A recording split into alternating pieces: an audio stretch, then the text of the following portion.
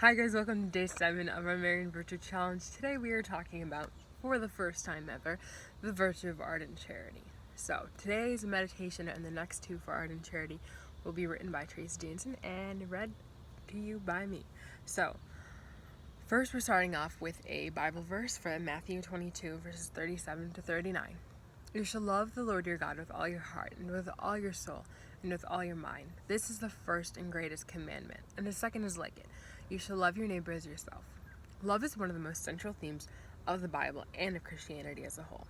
Without love, we wouldn't have our faith, we wouldn't have our God, and we probably wouldn't really have anything to live for. God is love. He gives himself freely to us. He takes care of us, he died for us, and he rose for us. So faith, hope, and love abide, these three, but the greatest of these is love. 1 Corinthians 13, verse 13.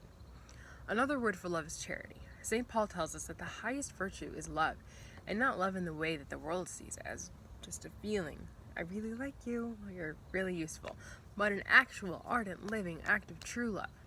True love or ardent charity is not passive. It doesn't just sit around and wait to be told what to do. It sees a need and fills it. It is affectionate and acts on it. It knows the good and wills it.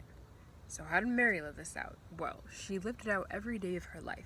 In so many of those instances, most of them actually we don't really get to see. They're not recorded in the Bible. For example, her making dinner for her family, her cleaning the floor, or crying when Jesus got sick. So many other little life moments of her burning for love of God and others that we just don't get to see. There are some instances, though, that we do get to see.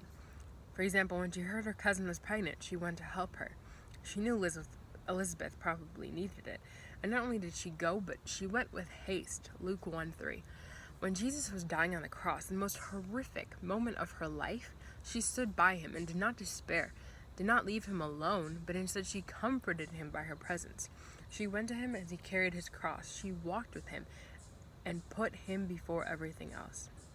This is real love. It's not just a feeling that comes and goes. Love can be accompanied by a feeling, yes, but love is a choice. Ardent charity, true love, a choice for the good. It is alive and it is intense. So, how is your love life looking right now? How do you define love? Is it a love like Mary's love, or is it more like the world's love? Today is the feast of Our Lady of the Rosary. It's a beautiful, beautiful feast day. Started years ago after a battle won at Lepanto by Christian forces over the Ottoman forces. The Pope called people to pray the Rosary for a victory to help save Europe, and sure enough, Our Lady came through. So for more information, you can click the link in the description. So today we're asking you to pray a Rosary in honor of Our Lady, or even just a decade if you can't do a whole Rosary.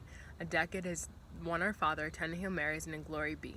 So today we're asking Our Lady of the Rosary to pray for us. Have a blessed, blessed day, and enjoy the weather.